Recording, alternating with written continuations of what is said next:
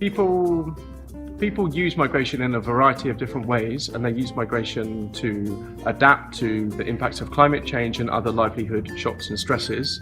So understanding how and why people migrate and how that contributes to adaptation is really important. And through ASSAR, we hope that our research can inform and increase understanding about the processes through which people migrate, which should in time really benefit some of the most marginalized communities living in semi-arid regions in Africa and India.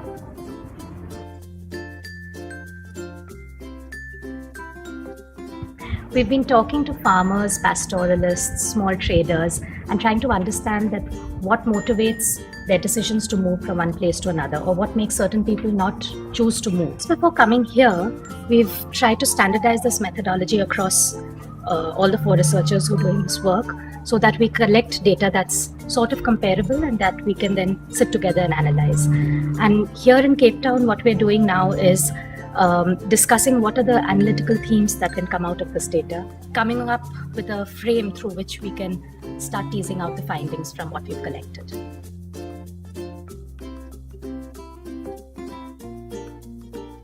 So what have we learned so far? It's, we're all from different countries, and as anyone would know, every household is very unique. So if you're looking at dynamics within a house, it will differ.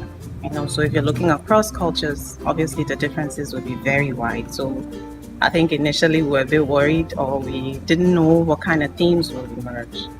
But once we came together and then we started to describe, some of the stories and experiences we had, we actually found out that there were similar themes across. For example, almost every household saw education as something that was a priority for them. Educating at least the dependents was a priority for them to move from where they were in terms of social status to the next level.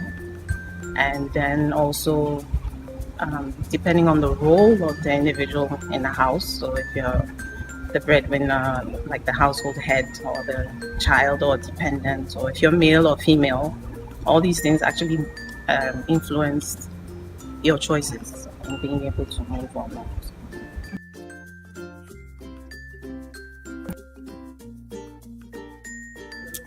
And then I've also learned a lot about the kind of stories that come out of these interviews. They're very personal stories, and also I've learned about what information to focus on and what aspects of these stories to focus on that are important for the research. So this can be particular shocks that cause people to move, but also the reasons why some people don't move. And that could be because of other family members. It also could be because of networks in the community, and also just not having resources to be able to move to other areas. So through working with the Migration SOG, my capacity has been built. So I now feel much better equipped to be able to design my own research and go and conduct these interviews myself, and then to analyze the data. And what's really great about having worked with the team and people from other different countries is that I can take their learnings and implement sort of a best practice approach when I go and do my research.